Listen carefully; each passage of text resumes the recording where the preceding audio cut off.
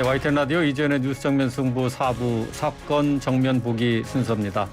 지난 14일 서울 지하철 2호선 신당역 여자 화장실에서 여성 영무원이 직장 동료였던 남성에 의해서 살해당한 사건이 발생했죠. 자, 한동훈 법무부 장관은 신당역을 찾아서 국가가 피해자를 지켜주지 못한 거다라고 얘기를 했습니다. 자, 신당역 스토킹 사건과 관련해서 얘기 나눠보겠습니다. 이용혁 건국대학교 경찰학과 교수 함께합니다. 안녕하세요. 네, 안녕하십니까. 자, 먼저 이 영무원 살해 사건 어떻게 이런 비극이 일어난 건지 사건 경위부터 다시 한번 좀 짚어볼까요? 네, 그 경위를 이해하기 위해서는 약간 또 맥락도 함께 이해하셔야 되기 때문에 이 그 살인 용의자와 피해자는 이 서울교통공사 입사 동기였습니다. 네. 그래서 약 3년간 사실상 스토킹을 계속 가했고요. 그로 인해서 사실 재판이 2건이 진행 중이었습니다. 그 한 건은 불법 영상물을 촬영해서 협박했다고 하는 성폭력 관련된 특례법 위반이고요. 그 두 번째는 스토커 범죄 행위에 대한 위반 그 행위였습니다. 네. 이렇게 재판이 진행되는 과정에 있었고 마지막 날, 즉 재판 선고를 앞둔 하루 전날 이 범행을 실행했다. 일단 이 맥락을 이해하셔야 되고요. 예. 그런데 그 경위와 관련돼서 상당히 그 특이한 점이 하루 전날 범행을 하기 전에 본인의 현금 1,700만 원을 ATM 기계로부터 다 인출하려고 하는 시도도 했고 또 2시간 후에 정신과에 들려서 자신의 정신병력이 있다라고 하는 하나의 증거를 남겼다고 지금 수사기관에서 보고 있는데요. 그런 행위도 했고 그리고 나서 이 피해 여성이 살고 있었던 구산역 근처로 가서 피해 여성을 사실상 기다리는 행위도 했습니다. 그런데 이사를 갔던 것이죠. 그래서 이 피해 여성과 비슷한 여성을 또 출격도 하고 이런 행위를 한 것이 저녁 6시 경이었습니다. 그리고 나서 바로 그 신당역으로 향하게 되었고 이 신당역에 근무하고 그날 당일 한다고 하는 정보도 본인이 영무원이었기에 현재 그 직무만 해제가 되어 있었지만 내부망에는 접근할 수가 있었죠.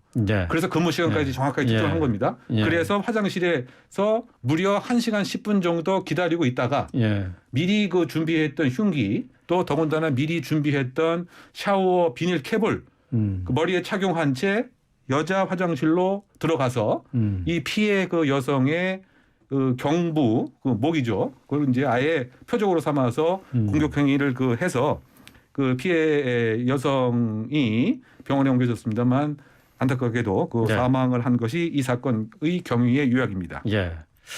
이 범인이 이제 30대 남성 전모 씨 이렇게 언론에서는 보도가 되는데 이제 31세 전주환이라고 이제 신상이 공개가 됐어요. 뭐 이게 지금 신상공개위원회 결정에 따른 거죠? 네, 그 신상공개제도는 그 특강법에 일정한 요건이 충족이 되어야 소극적으로 얼굴 등을 공개할 수 있는 것인데요.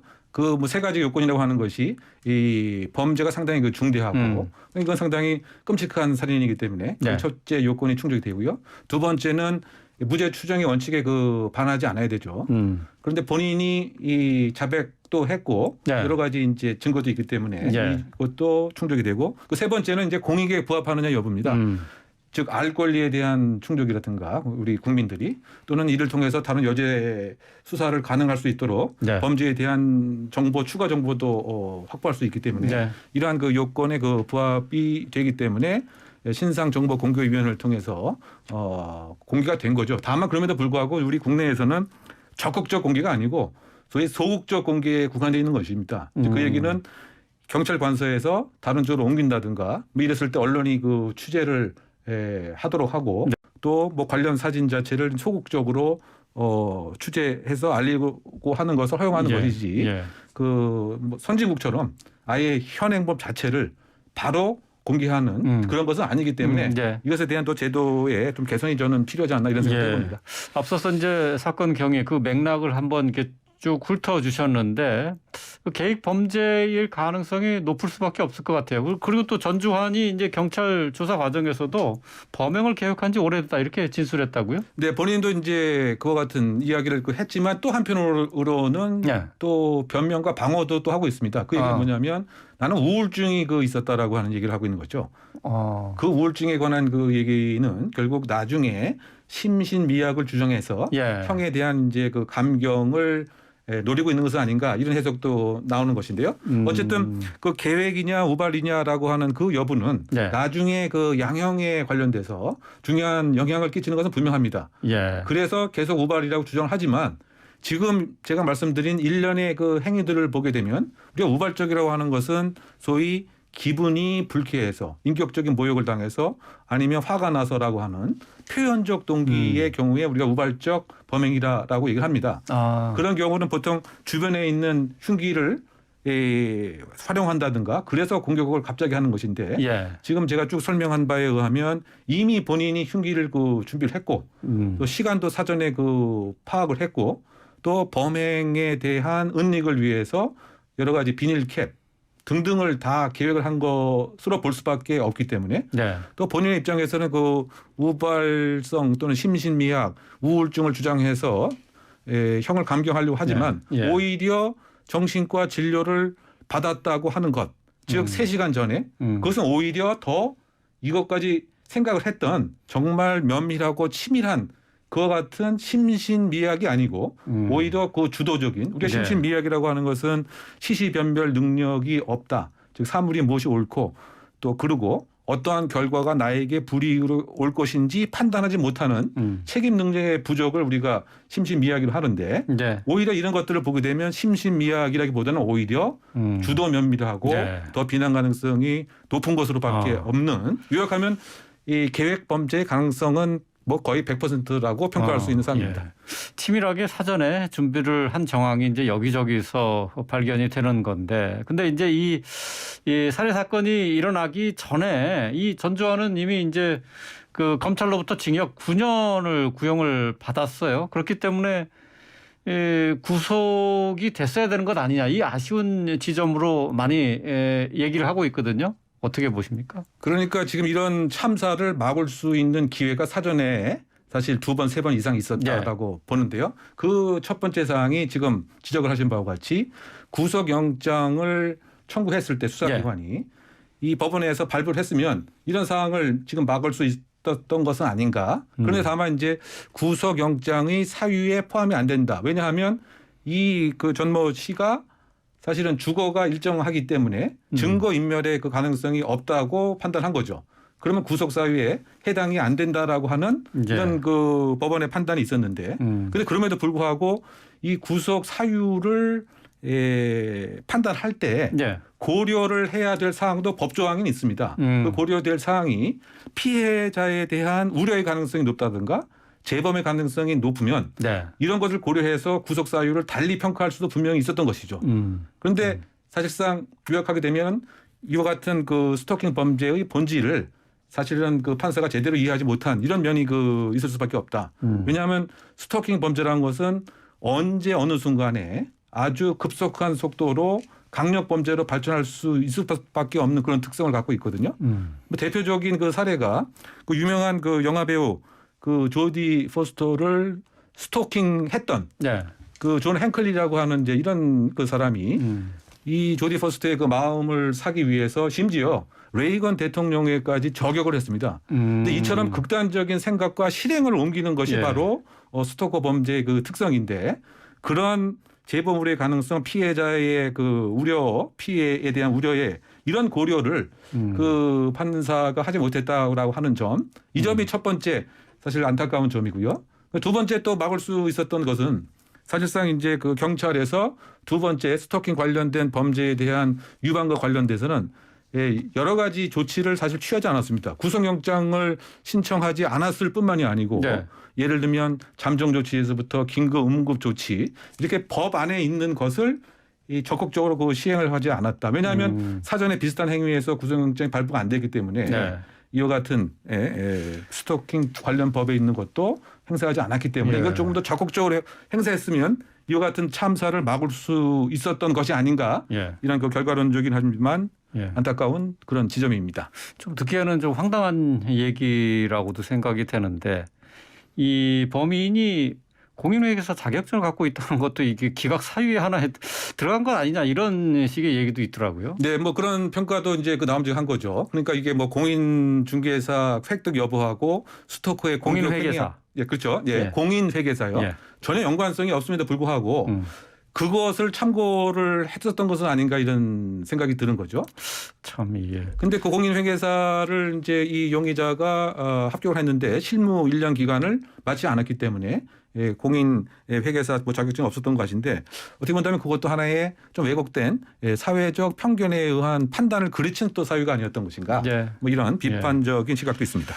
피해자 유족은 좀 뭐 이 사실 믿기지 않겠습니다만은 대한민국 수도 한복판에서 이런 일이 벌어졌다는 게 믿어지느냐라고 울분을 호소했는데 글쎄요. 이거 지하철에서 밤 9시인데 유동인구가 많은 시간대 아니겠습니까? 어떻게 이런 범죄가 일어난 건가요? 그러니까 그만큼 그 스토커 범죄는 그 집요하고 그 치밀한 반면 이러한 이 여성을 보호해주는 또는 근무지의 그 안전 같은 거는 상당히 상대적으로 소홀했다. 네. 어떻게 본다면 이 화장실 순찰도 사실상 이제 2인 1조로 함이 더 안전한 것이고 또 그 역사에서 발생할 수 있는 여러 가지 그 사건 사고 등을 예상한다면 일정한 형태의 장비 장구도 사실 뭐 휴대를 해야 함이 더 원칙인 것이고 또 한 측면에서 본다면 그 공사의 그 입장에서도 이렇게 그 직위 해제만 되고 수동적으로 있는 상태라기보다는 네. 무엇인가 그 적극적으로 이런 예방 활동을 하기 위해서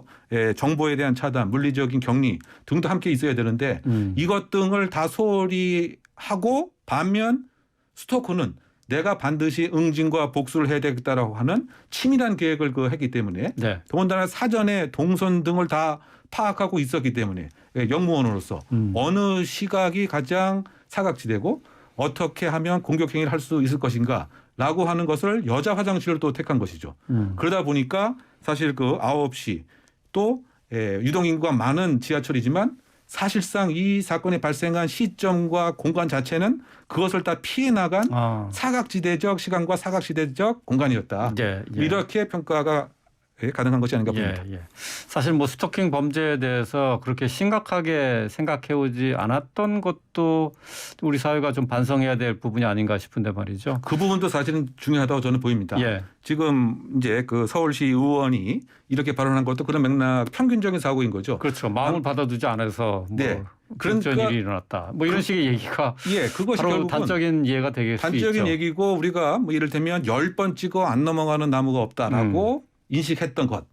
즉 바꿔 얘기하면 스토킹 행위가 마치 열심히 상대방 이성에게 해야 되는 구애 행위와 별 구별을 하지 않았다고 하는 점. 이런 것이 여전히 개선되지 않고 또아리를 뭐 틀고 있었던 이런 면 같은 것도 사실은 이런 스토킹 범죄가 계속 빈발하는 그 이유가 아닌가 그 생각이 들고요. 또 그만큼 상대적으로 그 여성에 대한 그 안전이 이런 가부장적인 태도에 의해서 혹시 취약해진 것은 아닌가라고 하는 이런 생각도 할 수 있는데 이것은 꼭 우리나라만의 그 얘기는 아닙니다. 사실 이른바 서양 선진국에서도 스토킹 관련된 법제가 공식적으로 법제화된 것이 유명 모델, 유명 영화배우, 유명인들이 끔찍한 일을 당하고 나서 이거 정말 스토커라고 하는 것이 이렇게 무섭구나. 이렇게 그 법제화가 되었기 때문에 사실 이제 우리나라도 요 스토킹 법제 이전에는 단순한 경범죄 처벌법에 지속적 추궁거림 그래서 범칙금 8만 원에 불과한 것에 이렇게 한정하고 있었죠. 범칙금 8만 원이에요? 네. 그런데 1년 전에 공식적으로 스토킹 범죄 처벌에 관한 특례법이 마련이 된 것이고요. 이제 며칠 후면 이제 1년이 됩니다. 이제 스토킹 처벌법이 이제 시행된 지 1년 되는 거죠. 그러다 보니까 지금 여러 가지 지금 그 안전장치, 피해자 보호 등에 대한 뭐 여러 가지 문제점들이 지금 지적되고 있는 뭐 그런 상황으로 요약되는 것이죠. 지금 이제 스토킹 처벌법과 관련해서 이제 반의사 불벌죄 이거를 없애야 된다. 하는 이제 주장이 계속해서 나오고 있지 않습니까? 그 전에도 이제 그런 주장을 했었다는 건데 정춘숙 의원의 얘기가. 근데 이게 받아들이지 않아졌어요.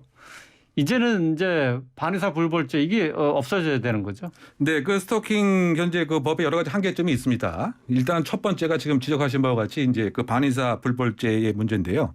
즉 여러 가지 입장에서 반의사 불벌죄가 오히려 파생적인 스토커의 양상을 더 야기시킬 수가 있죠. 네. 그 왜냐하면은 합의를 해주게 되면 즉 의사를 내가 처벌 원치 않는다는 의사를 표하게 되면 그 표하는 순간 이 스토킹 처벌에 관한 법이 적용할 수 없게 됩니다. 그러니까 이제 가해자 입장에서는 어떻게 하든 간에 합의를 봐야 되는 합의를 거죠. 봐야 되겠다고 하는 오히려 그런 욕구가 이제 생길 수밖에 없고요. 그러다 보니까 이 피해자 입장에서는 더 심한 괴로움과 불편함을 겪게 되고 그것이 이제 이번에 대표적인 그 사례였죠.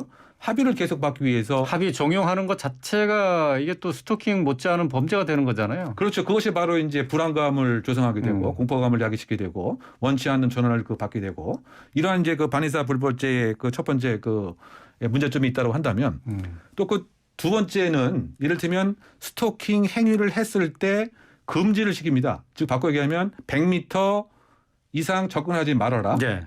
또 예를 들면 전화 등 전기통신법에 이런 매체를 통해서 전달하지 말아라. 그런데 이것을 위반한다고 해도 결국 오는 불이익은 과태료에 불과합니다. 그러니까 스토커 입장에서는 지금 극단적인 생각을 하고 있는 이런 상황에서 과태료로 과연 이거 막을 수 있겠느냐?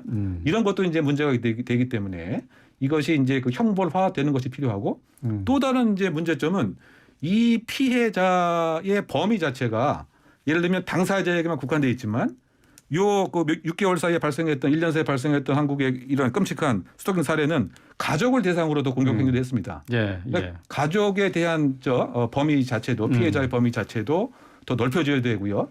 또 다른 이제 문제점이 있겠습니다만 좀 이따가 또 질문이 있으시면 제가 답하도록 하겠습니다. 알겠습니다. 그 신당동 이 사건이 이제 여성 혐오 범죄냐 아니냐.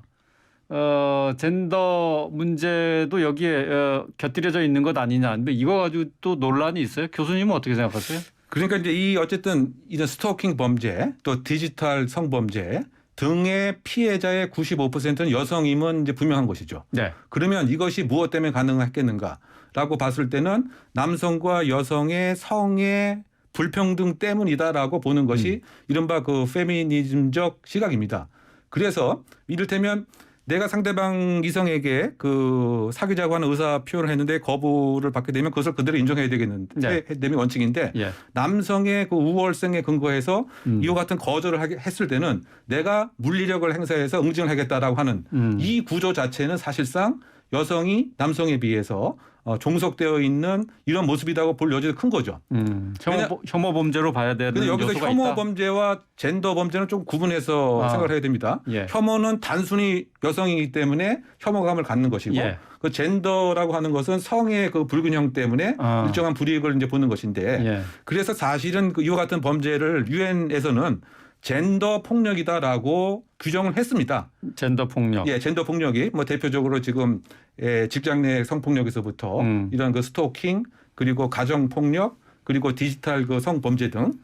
그래서 사실은 그 젠더 폭력으로 명명을 했었는데 이것도 사실 어떤 면에서는 그 정치적 이슈가 좀 계제가 그 되어 있어서 이 젠더 폭력에 관한 젠더라고 사용하는 것을 현 정부에서는 상당히 좀 부담스럽게 하게 느끼는 상황이고요.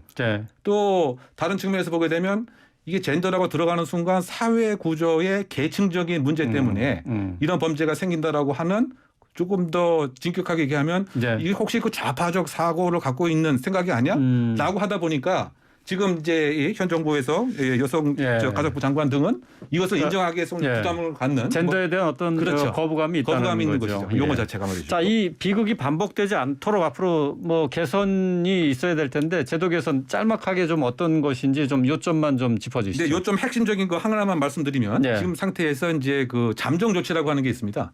바꿔 얘기하면 이런 목전에 있는 상황을 가해자를 빨리 분리시켜서 이 삐뚤어진 이 남성 중심주의 생각이라든가 응징과 복수 자체를 누그러뜨리는 이것이 잠정 조치인데요. 이게 뭐 잠정 조치라는 건 이제 접근 금지 명령 뭐 이런 것이 되나요? 접근 금지뿐만이 아니고 유치장이나 경찰서 유치장이나 구치소에 1개월 동안 행동 자체를 구속도 있어요? 이렇게 제어시켜 놓는 거죠. 예. 그런데 이제 이것이 가능하기 위해서는 이제 그 법원에 또 승인도 받아야 되는데 이 절차가 시간이 많이 걸리죠. 그런데 스토커 범죄는 시작과 종료가 30초면은 사실 상황이 극단적인 상황이 마무리되게 되는데 이거 보통 일주일 이상 이제 걸리는 이런 문제이기 때문에 현장에서 신속하게 판단을 하고 예. 나중에 그 법원의 승인을 받게 되는 예. 그래서 현재적으로 바로 물리적으로 다른 곳에 이동시키고 예. 적어도 그 한 달 동안 이런 그 비뚤어진 공격성 자체를 치유와 설득 예. 등으로 바로 잡는 이것이 가장 알겠습니다. 효과적인 방법이 아닐까 생각합니다. 위급 상황이라고 인식을 해야 된다는 그런 얘기가 되겠네요. 네네. 예, 알겠습니다. 오늘 말씀 여기까지 듣겠습니다. 고맙습니다. 네, 감사합니다. 이용혁 건국대학교 경찰학과 교수였습니다.